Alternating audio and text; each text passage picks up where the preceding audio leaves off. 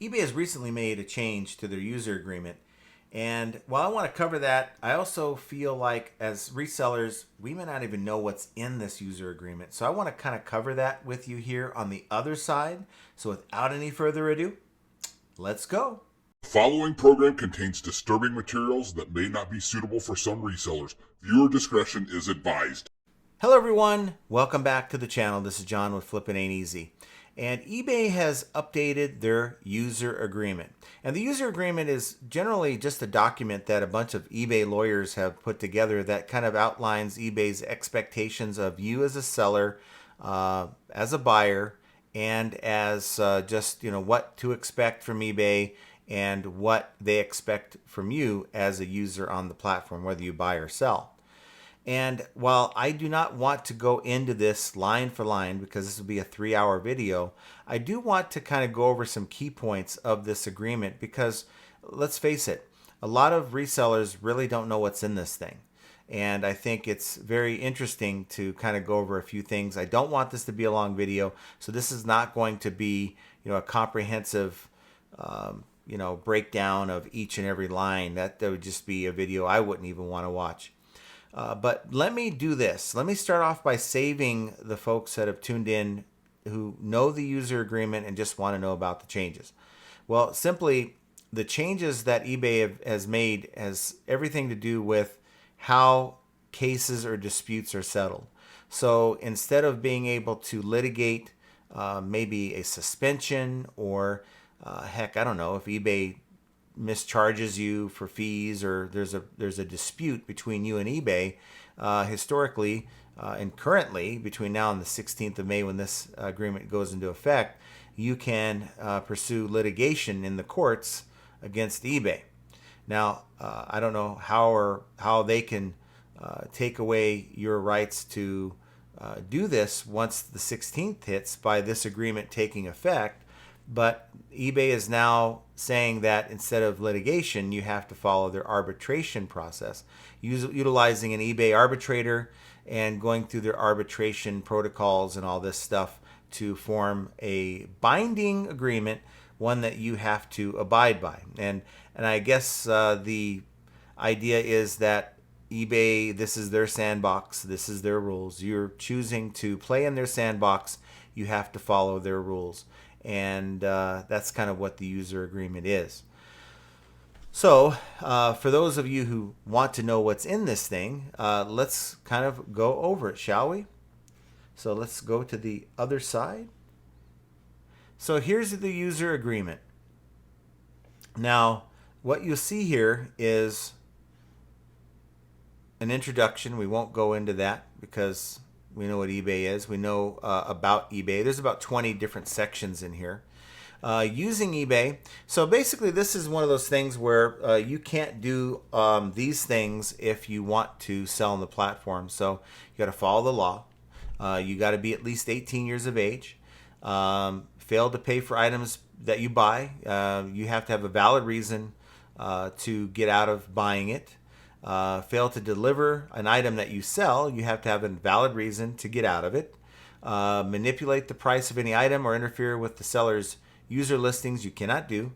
You cannot fail to complete the delivery. You have to, once you actually sell an item, you have to deliver that good. You cannot take any action that may undermine the feedback or rating systems. I don't know how you do that. You cannot transfer your eBay account, including the feedback and user ID, to a third party without eBay's consent. So you can't sell your account, guys. You cannot share your login credentials with third parties. If you have someone that's working with you, like an employee, family member, there's a multi-user account access process that they need to use to access your account. You are not allowed to create listings or provide eBay with content in inappropriate categories or areas of our sites.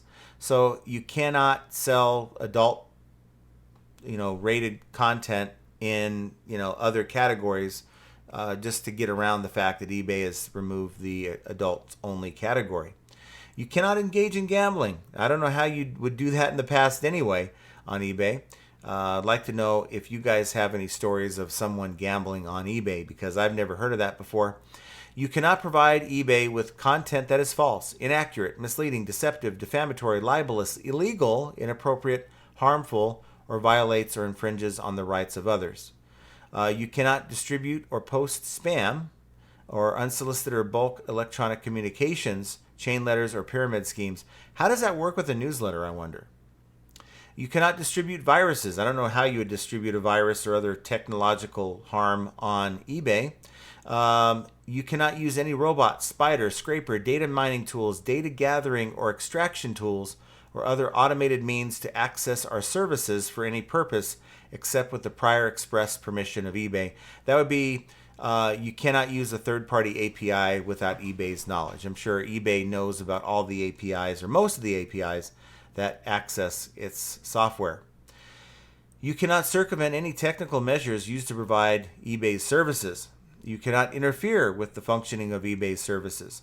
You cannot export or re-export any eBay application or tool except in compliance with the export control laws and rules and policies. So you can't find a way to hack the system to, export any data that you come across on eBay. You cannot infringe on the copyright, trademark, patent, publicly moral, database, and or other intellectual property rights of eBay. So you can't reverse engineer. You can't go in and try to hack the site. You cannot infringe on any intellectual property rights that belong to third parties affected by your use of services or post content that does not belong to you. Now, this one is kind of where people think posting a photo from someone else's listing, and this is the thing, once you actually post the photo on eBay, it doesn't belong to you anymore. It belongs to eBay, at least according to this agreement. You cannot commercialize any eBay application or any information, data, or software associated with such application except with the prior express permission of eBay. And you cannot harvest or otherwise collect or use information about others without their consent. So you can't go in and put their eBay address or their address or their phone number on blast because you're PO'd at a buyer. It goes on to saying sellers must meet eBay's minimum performance standards. So failure to meet these standards can result in eBay charging you additional fees and or limiting, restricting, suspending, or downgrading your seller account. You don't want any of that. So you have to follow eBay's performance standards. Now, if eBay believes you're violating this user agreement or any of the policies or abusing eBay and or services in any way, eBay can, in their discretion, limit, suspend, or terminate your user account or access to their services, delay or remove hosted content, remove any special status associated with your accounts. Wonder what that would be. Remove, not display, and or demote listings, reduce or eliminate any such discounts, and take technical and or legal steps to prevent you from using our services. We may offer a process allowing users to report claim violations for us to consider and handle through one or more of these options. So they have a system to allow users to rat out on other users. If we believe you're violating our policies prohibiting offers to buy or sell outside of eBay, you may be subject to a range of actions, including limits on your buying and selling privileges, so you can have that taken away, restrictions on listings and or account features, suspensions of your account, applications of fees, and recovery of expenses for policy monitoring and enforcement. Also as provided below in the fees and taxes section, if we believe you're violating our policy on buying or selling outside of eBay, you may be charged final value fees. So if you engage in a conversation with the buyer saying, let's save some fees and let's lower the price, take it off of eBay, and eBay catches you, and they have AI programs that can do that, you will not only run the risk of suspension and losing your account and this and other thing, eBay will charge you a final value fee for that item at the price you have it listed for on eBay, even if you never sell it to that person you had that interaction with. They can cancel, accounts that have been inactive or unconfirmed accounts, blah, blah, blah, blah, blah. I won't go into the section 4 vehicle purchases and sales because, many of the sellers here that watch my channel don't really go into that part of it too much or sell vehicles. Policy enforcement. Now, when a buyer or seller issue arises, we may consider the user's performance history and the specific circumstances in applying our policies. Now, let me just stop there. Don't we wish? Don't we wish that's the way it actually is? If that's the case, then eBay would consider the fact that a seller is selling on the platform over 20 years, perfect feedback, no defects, really haven't had any complaints at all by a buyer to eBay about them over that entire period of time. We've had our account in great standing, and eBay's saying that they may consider the user's performance history. I've never seen that as a seller. Now, it may be considered when they're levying punishment against you. Maybe they'll be more lenient if you have a good history. But I can tell you this, when it comes to a buyer versus seller disagreement, buyers, opening a claim against you or this, that, and the other thing, maybe an INAD, eBay's siding with the buyer almost every time. A buyer with 0, maybe 1, 2, or 3 feedback, they're siding over you, and you might have thousands of feedback, all positive, and eBay's siding with that buyer all day long. So I don't know. That statement seems a little funny to me.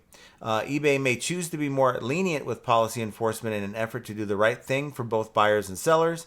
The foregoing does not limit or impair our right to refuse, modify, or terminate all or part of our services to anyone, or to terminate this agreement for anyone for any reason at our discretion.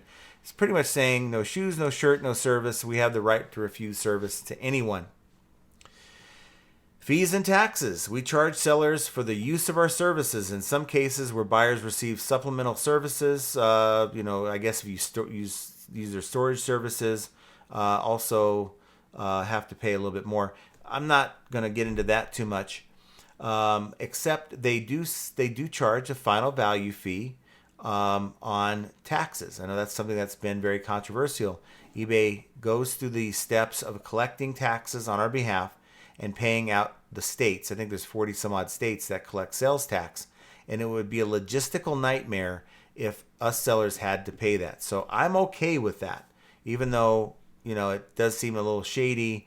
It's the lesser of two evils that we have to pay a final value fee off of the taxes that the buyer is paying.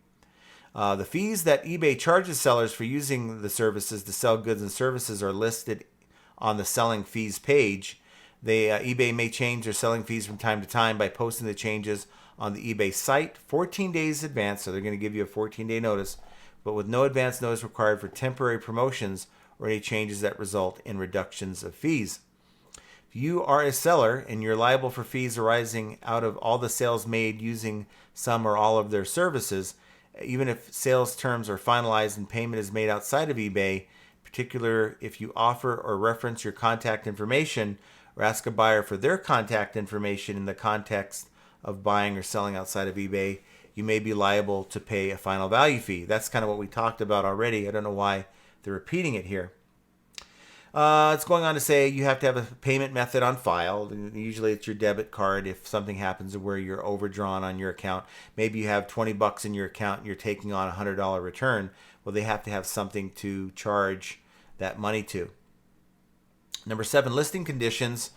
When listing an item for sale on our services, you agree to comply with eBay's listing policies and selling practices policy. So you assume full responsibility for the accuracy of the listing, the item that you're selling, for the content in your listings, your images, the translations that you're giving these buyers, and if you're using an artificial intelligence tool like Grok, then you are responsible for the content. So make sure that you're proofreading. Even if you have a third-party VA doing the work for you, you have to verify that the information they put in there is accurate.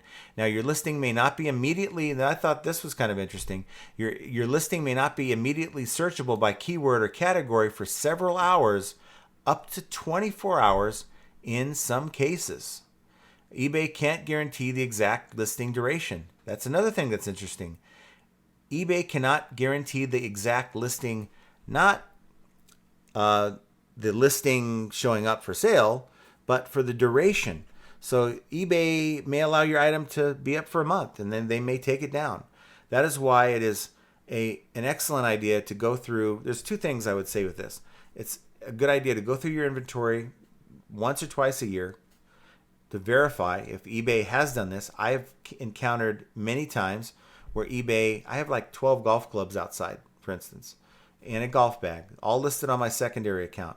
Well, guess what? When I went through and looked for all golf clubs, I found only 3 out of the 12. So that means that the other 9 are just sitting there waiting for what? Nothing. Just drawing dust and will never sell. So eBay at some point has taken them down. Also, it's a good idea to go in and do an end item sell similar. I do it once a month so that my items are deemed by the algorithm as current and relevant. Now, will that stop them from taking it down? No, it won't. But if I would have done that with the golf clubs, I'm willing to bet that those golf clubs would still be up right now. Now, your fixed price listings may renew automatically every calendar month, which is what happens, that rollover that we're used to, based on the listing terms at the time, until all quantities sell or the listing is ended by you or eBay. Again, there it goes, eBay, list into your listings on its sole discretion, eBay's sole discretion. The content you provide complies with all of eBay's listing policies, including the images, videos, and text policy. And of course, eBay's saying that content that violates any of eBay's policies may be modified now or deleted at eBay's discretion. This kind of makes sense. People are talking about having their prices changed on the listing. I've never seen it. I've heard of it, and I wonder if people say that's a glitch. I wonder if that's by design. We may revise listings to supplement, remove, or correct information. So again, there it goes. They may revise listings. eBay strives to create a marketplace where buyers find what they're looking for. Therefore, the appearance or placement of listings in search and browse results will depend on a variety of factors. So keep this in mind. We're talking about eBay search right now. If you want your items to appear in search, then you have to understand that eBay is looking at these things. Your location as compared to the buyers. The search query, what did the buyer type in? The browsing site, is it on ebay.com or ebay. whatever? And the history. So the history of that item. Item's location, where's the item at? Listing format, is it an auction? Is it a buy it now? Price and shipping cost. Terms of service. End time, history, and relevance to the user query. So how relevant is your item to what the buyer is looking for? The seller's history. Your history as a seller comes into play into the algorithm, including listing practices, detailed seller ratings. Now, what that is, that's the stars that appear underneath your feedback. So you have 4 different ones for shipping speed, item accuracy, blah, blah, blah. Got to keep those up. eBay policy compliance. Are you in compliance with eBay policy? How's your feedback? And do you have defects? And then, of course, the number of listing matching the buyer's query. So how many items end up matching what the buyer is looking for? That also affects where your item will appear in search. Now, to drive a positive user experience, a listing may not appear in some search and browse results regardless of the sort order chosen by the buyer. So what this is saying is that you may have an item that matches exactly what the buyer is looking for, and there is no guarantee that that item will appear in that particular search result. So it's saying that not every item is going to appear in every relevant search, which is why sometimes we don't find our items listed when we do a random search on that item. Some advanced listing upgrades will only be visible on some of our services, and eBay's duplicate listing policy may affect how your item is visible. So if you have an item that is maybe you have a duplicate item with the same title, that happens. I don't know why or how. I've seen it on my second account. There is a tool you can use. I will show it to you here. It's not an eBay tool. It is isdntek.com /eBay tools /duplicate listings.htm, and you simply type in your seller name and the eBay site and then hit get items. Now I get internal error. I think I'm logged in on not this account.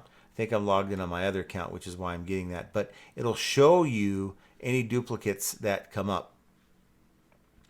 Meta tags and URL links that are included in a listing may be removed. So you can't really have meta tags or URL links.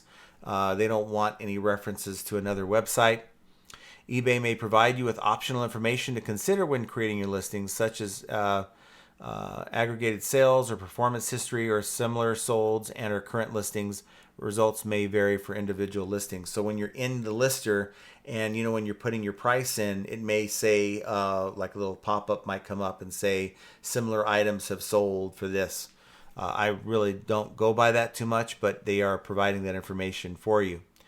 For items listing in certain categories subject to certain programs, eBay may require you to use certain payment methods. So we know that we have managed payments. If you have something that requires like a really expensive item, maybe you would then use a escrow or something like that. eBay says you will not sell and will promptly remove all listings for any products recalled. So if you have any recall, anything that's recalled, they want you to remove those listings, and they're saying that they are not at all liable if you sell something that blows up in someone's face. eBay may publish and promote your listings. So they're saying that they could promote anything about you, your username, product review, and feedback in any format and through any channel, including across eBay services or partners or third-party property. And they got the right to do that without your permission. Selling fees do not purchase exclusive rights to item exposure on our services. We may display third-party advertisements or other content in any part of our services, including your listings, in sole discretion or without consent from or payment to you. You get no payment, you get no consent. eBay can show other buyers' listings in your listings. They can show Joe's, crack shack down the street if they wanted to do that in your listings, and there's not a whole lot you're going to be able to do about it.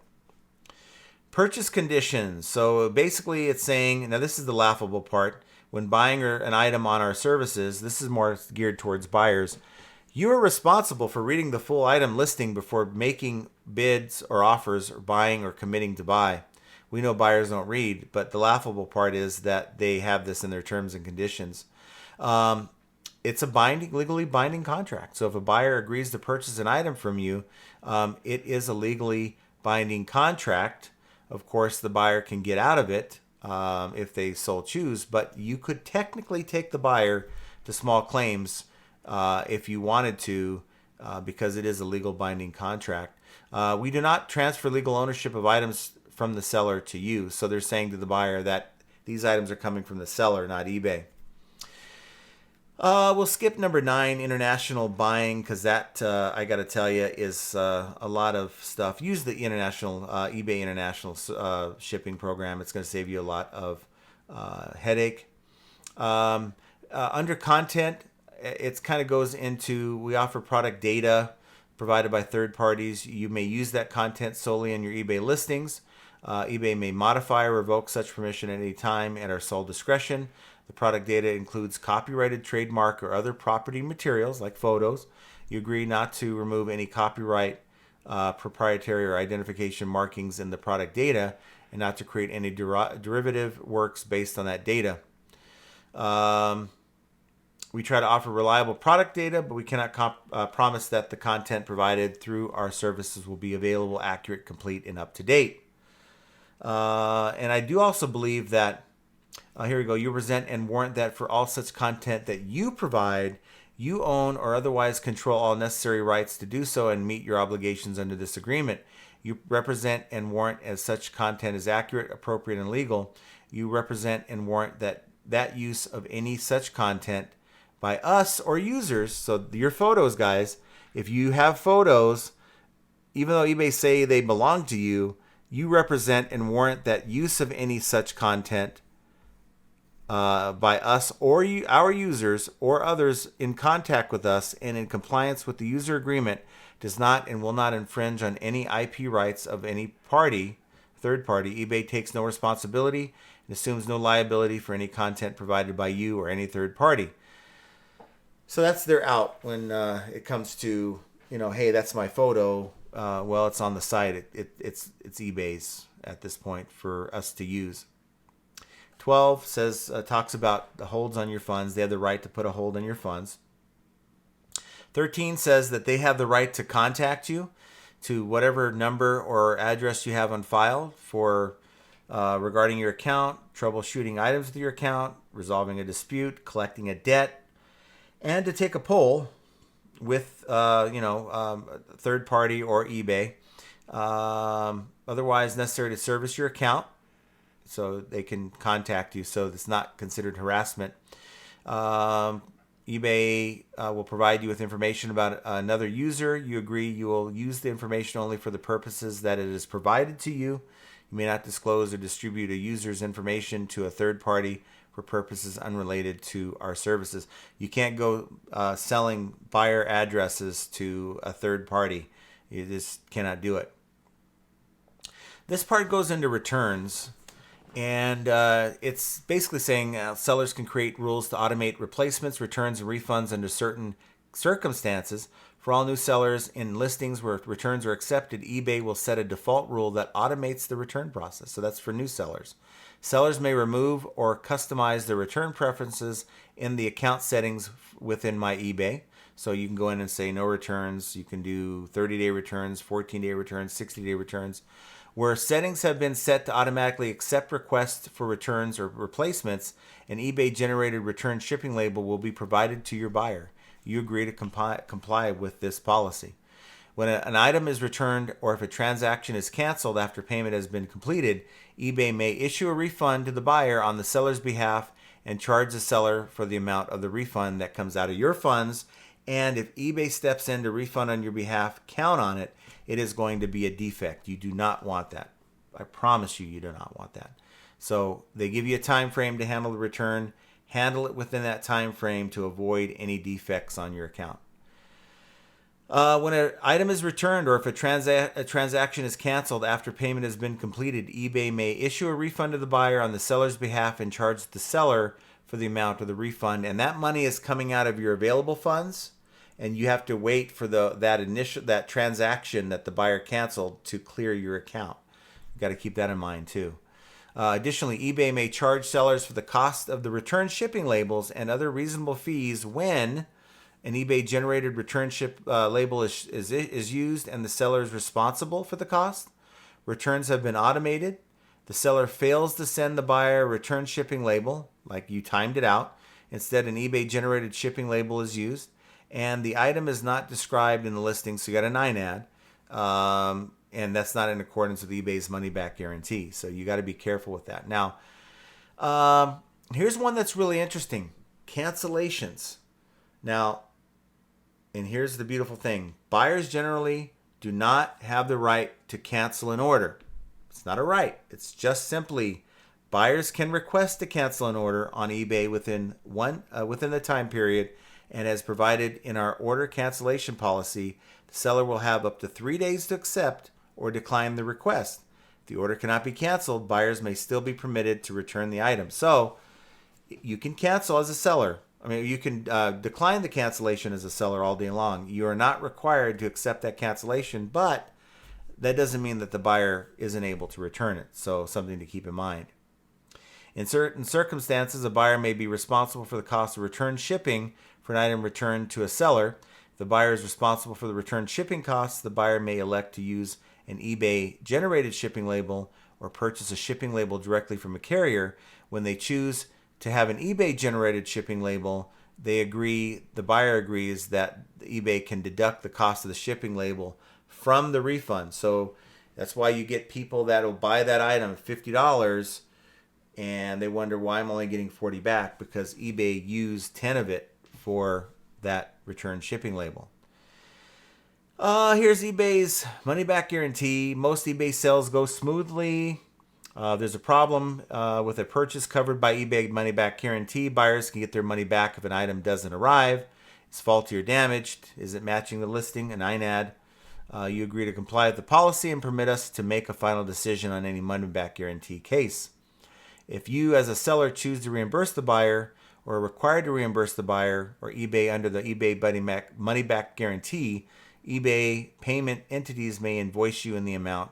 Basically, it's going to get their money. They're going to get their money back from you. Payment services talks about managed payments. We won't go into that. Here's the disclaimer of warranties or limitation of liability, the release, indemnity, legal disputes. This is kind of where the changes come in. How now you agree to arbitrate with eBay versus going to any type of litigation. Waiver of jury trial. Here it goes. And I'm not going to jump into the legalese on that because most people, most sellers don't have a need for an arbitrator and that thing. And there's fees and costs involved. And it's just not something that most sellers are going to be involved with. And if you are going to be involved with that, you should be contacting an attorney anyway. So that is the seller agreement, guys. And that is the really the seller agreement that we've been living under for the longest time. They do add stuff every year. I'm sure that next year we'll have something that's going to be added, and it wouldn't be surprising if they added something specific to AI or something like that. eBay has taken this information and sort of dumbed it down into the help and contact section on eBay. So you can kind of search for a policy and they go into more detail. But these documents, these user agreements are kind of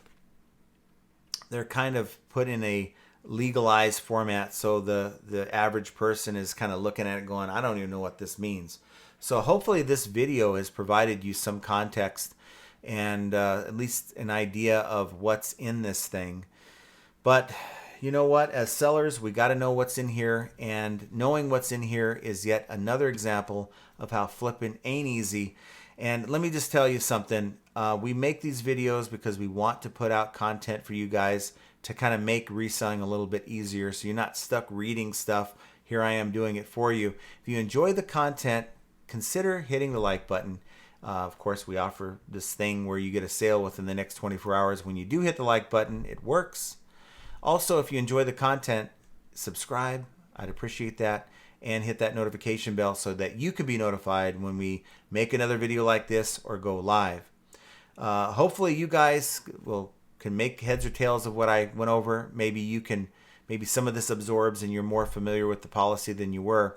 And if it does, please hit that like button, like I said, and stay tuned for the next video. And if I don't catch you between now and the next live, have an excellent rest of your day.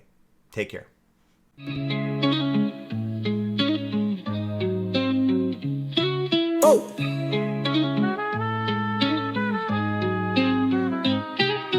Chargebacks, returns, and lowball offers too.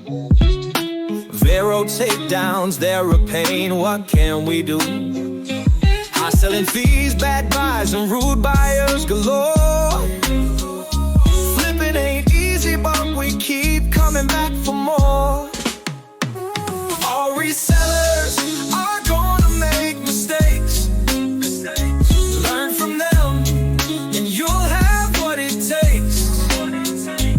In the world of reselling, we're your guide.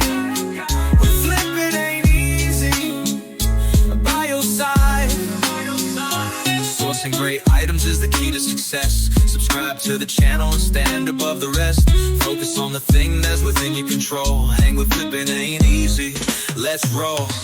Catch the live streams on Mondays and Fridays. Join the Discord community for the parlays. Tune into the podcast Profit Playbooks. The name with Scott and Josh. Flipping's more than a game.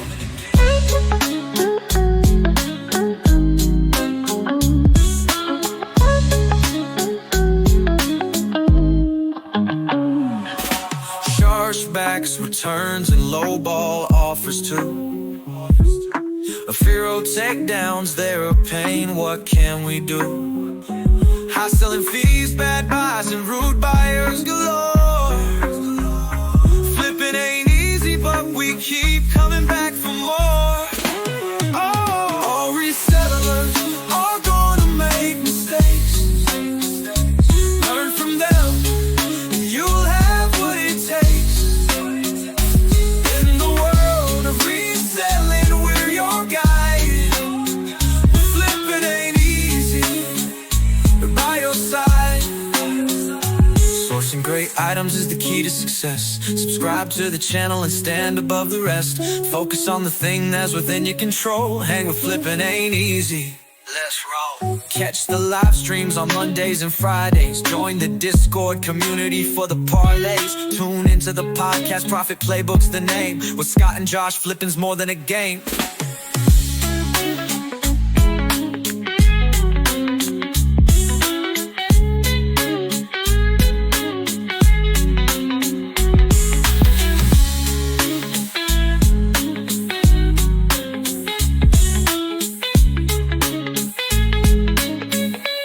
Catch the live streams on Mondays and Fridays. Join the Discord community for the parlays. Tune into the podcast, Profit Playbook's the name. With Scott and Josh, flipping's more than a game.